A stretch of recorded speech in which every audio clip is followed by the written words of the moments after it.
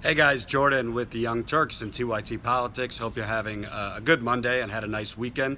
I am currently in Iowa. I was at the Little Creek Camp for the last few days. Little Creek Camp is a water protectors camp in Williamsburg, Iowa, a little bit outside of Iowa City.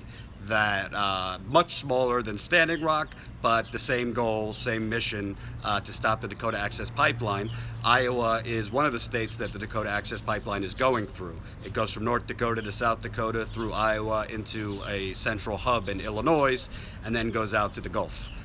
To be sold, of course, to foreign markets. So Iowa has a lot of eminent domain cases where the energy company, Energy Transfer Partners, essentially seized people's backyards, dug pipelines through their backyards, all for the use of eminent domain. So those lawsuits are still in motion, and that's going on in Iowa. There are long shots that the landowners will win because obviously the court system in the United States, the government of the United States, kind of bought off.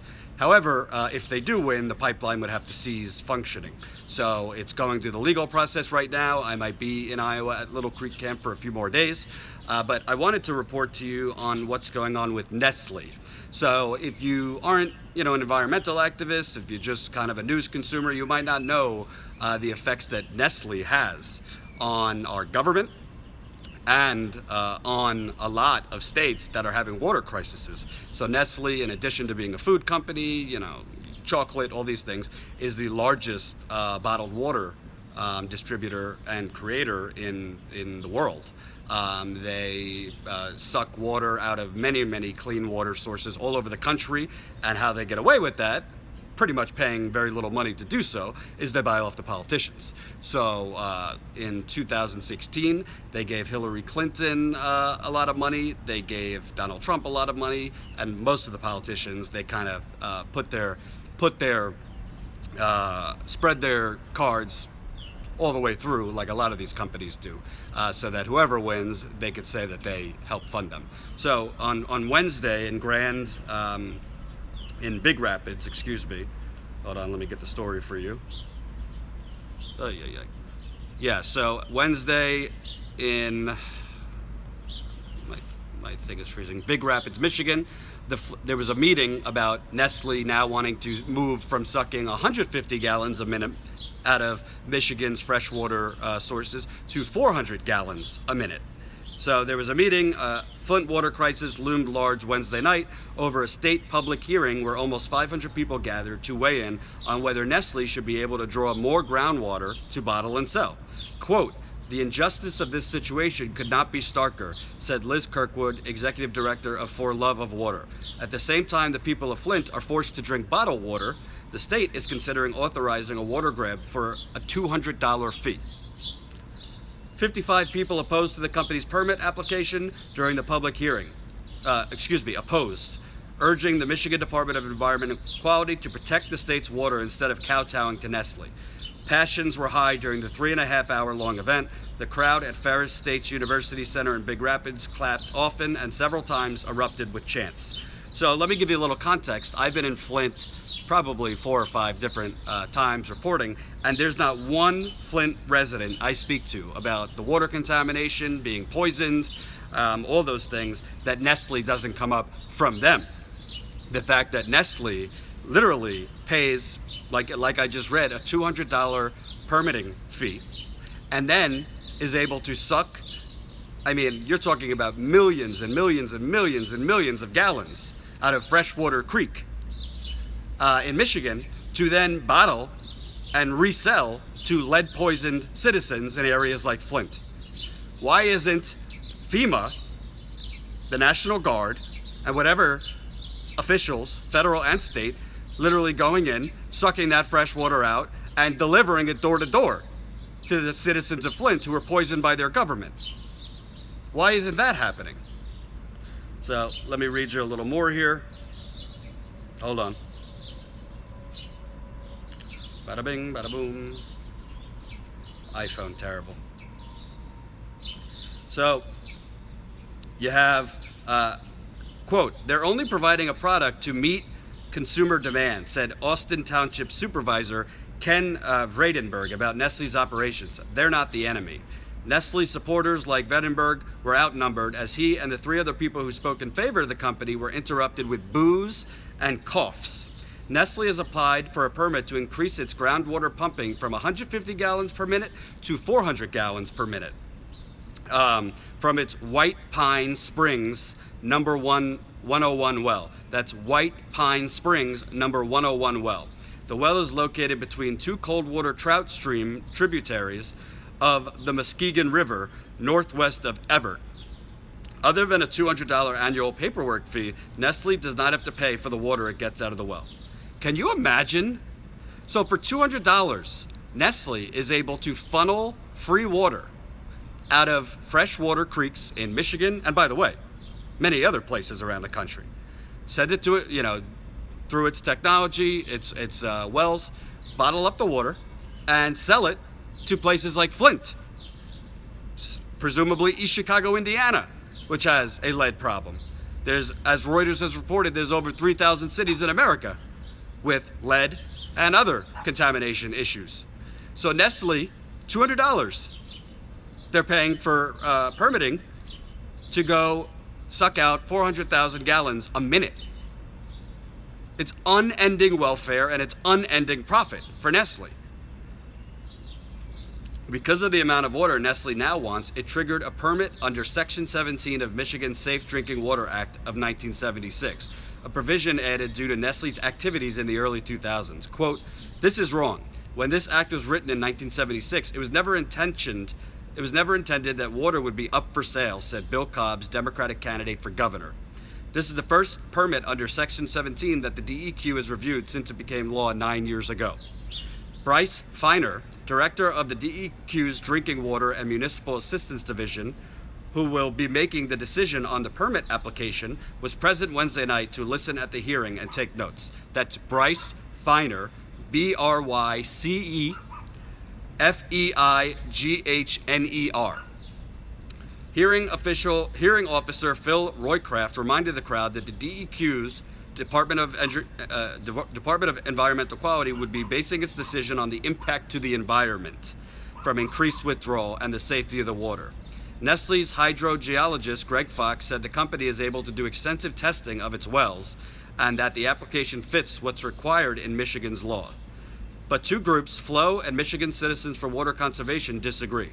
Flow's team analyzed Nestle's application and concluded that it doesn't use existing hydrology, soil, or environmental information, and instead uses computer modeling that assumes more water in the system that exists.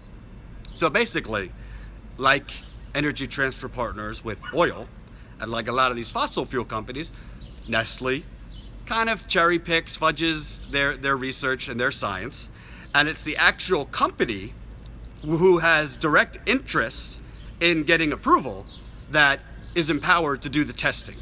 Does that make any sense at all? Does it make sense that Energy Transfer Partners for the Dakota Access Pipeline was the one doing the data and measuring environmental risks and disproportionate risks to minority communities? So Michigan is empowering Nestle to do the environmental testing here. And the DEQ, the Department of Environmental Quality, presumably will take its findings and make its own decision. Should Nestle increase its water consumption from the Chippewa and Twin Creeks, wetlands will be drained and the trout that swim in the two creeks will be impacted, Flow found. Arlene Anderson-Vincent, Nestle Ice Mountain Natural Resources Manager, issued a statement. Our pending application is based on over 15 years of extensive studies and regular monitoring of groundwater, surface water, and the local ecosystem. This monitoring network allows us to verify that the groundwater is being naturally replenished and that our water use is managed for long-term sustainability. Many of those against the permit application viewed it as the privatization of public resource and stood up for Flint residents who had to buy bottled water. Quote, "It troubles me that with a $200 permit, Nestle could get billions of dollars worth of profits and puts nothing back into the community or into the state treasury or into Flint," said James Howard, an attorney from Grand Rapids. "That seems to be an issue of justice. I know that's not what the DEQ is making decisions on, but I think people of Michigan need to say to our leaders, this isn't right." So basically, Over 500 people showed up to this hearing to say no, Nestle should not be able to funnel millions and millions and millions of gallons of fresh water out of Michigan to make millions and millions of profits when there's poisoned American citizens still having to pay for bottled water. Governor of Michigan, Rick Snyder, literally disobeyed a judge's order. A judge ruled in November and December, first on original ruling, then on appeal, a separate judge, that the state of Michigan had to deliver water home to home in Flint.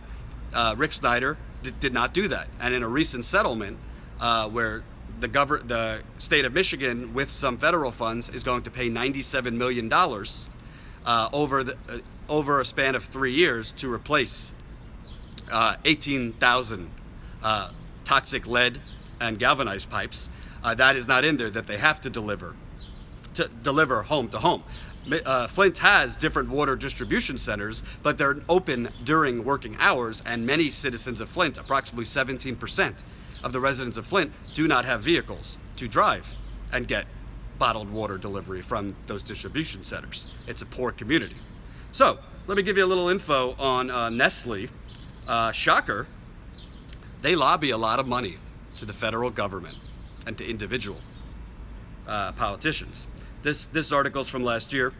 Nestle's political influence in the United States is backed by a generous war chest, which funds the often controversial company's effort to lobby against the types of trade, labor, and environmental regulations which impede its profits. The Swiss multinational has been accused of using slave labor in the seafood and cocoa trades, and environmental activists have targeted Nestle for harnessing scarce natural resources in the production of bottled water from California to Canada. And a closer look at Nestle's political spending suggests that it's working to prevent increased regulation in these profitable industries. Nestle SA, which is based in Switzerland, spent $1.31 million on lobbying in the United States in 2016, according to data from the Senate Office of Public Records published on August 9th by Open Secrets. Of that total, $1.21 million was spent directly by in-house lobbying firm Nestle USA, while the remaining $100,000 was spent by lobbyists hired by other political action committees representing Nestle Waters North America and Nestle Purina Pet Care. It is, however, the least the company has spent on lobbying in recent years. It spent $3.13 million last year, that would be 2015, $2.02 million in 2014, and a whopping $4.8 million in 2013. Only in America, it's considered a good thing when the lobbying goes from 4.3 million down to 1.6. Excuse me, yes, down to 1.31 million. $1.31 million is still a lot of money for a corporation to be funding to the United States.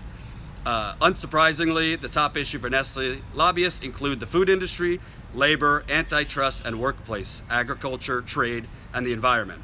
In one example of this year's lobbying, Nestle reported spending about $100,000 in the first quarter of the year to lobby Congress over food safety issues and regulations concerning cocoa produced in West Africa.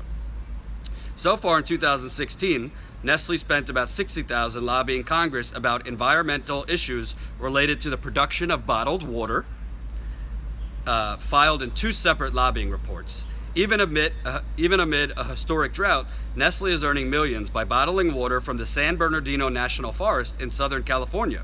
On September 20th, a federal judge ruled that the company can keep bottling the water under the terms of a permit granted by the National Forest Service, which expired in 1988. So in California, which has severe droughts and climate change is only making it 10 times worse, Nestle is being allowed to funnel water out of freshwater streams and creeks and sources in California. Does that make any sense at all? What is the good for the United States of America? And by the way, just like natural gas and crude oil, all this bottled water is not predominantly being used for the United States. It's being shipped all over the world for sale. All over the world, Nestle is shipping the bottled water that they are getting from United States streams for profit. And they are paying $200 permits in the example in Michigan. So it's not only the natural gas and the crude oil industry that are getting away with bloody murder. Reports filed by the Connecticut-based Nestle Waters North America PAC shows that it has been targeting members of key congressional committees this year. Jim Himes, a Democrat representative from Connecticut who sits on the House Financial Services Committee subcommittee on monetary policy and trade, received $2,000 from Nestle Waters North America. Paul Cook, a Republican representative from California who sits on the House Natural Resources Committee for Energy and Mineral Resources, accepted $1,000 from the PAC. Over in the Senate, Richard Blumenthal, a Democrat from Connecticut who sits on numerous subcommittees overseeing issues like trade and consumer protection, took $1,246 in donations. In all, Nestle Waters North America donated to 16 representatives and 8 senators, with spending roughly split between Republicans and Democrats. Due to Nestle's membership in the American Legislative Exchange Council, a corporate lobbying think tank which writes model legislation that is later introduced by ALEC, sponsored state legislators. The company's political power in state politics may be even greater, but harder to measure. Since its founding in 1973, ALEC has authored dozens of model bills that seek to create labor and consumer safety and environmental and agricultural laws more favorable to corporate bottom lines. So folks, if you live in Flint, Michigan, you live in a severely industrialized area that has water contamination, air pollution, contamination of all kinds, your government on the federal level and the state level is letting a private corporation come in, funnel millions of gallons of fresh water, which last time I checked is the #1 source for life. You know, pro-pipeline people could laugh all they want, but mini wachoni is a real thing. I mean, water is life. If I don't have water for, 6 or 7 days, I don't know if I'm gonna make it long term. So water is life, and essentially Nestle, through buying off the politicians, and this was a quick search. I'm gonna do more extensive reporting on the amount of money Nestle has funneled out of the U.S., funneled in to our politicians and what they're getting in return. Because this example I just read, where they want to suck 400 gallons a minute out of freshwater creeks in Michigan, that's just one of, I'm talking hundreds of areas they're doing the same thing and presumably paying the same minimal permitting fee for. And I agree, Citizens United must be overturned, but this isn't just Citizens United. This is a much deeper problem than Citizens United. It is literally the buying off of our government, which the rules for corporations and individuals from corporations donating to politicians, that started being removed in the late 1970s. And if you don't know, this is a company where in 2013, the CEO of the company literally said, water is not a human right. You're not entitled to water. After a huge outcry, he moonwalked back. So don't just think it's oil. Don't just think it's natural gas.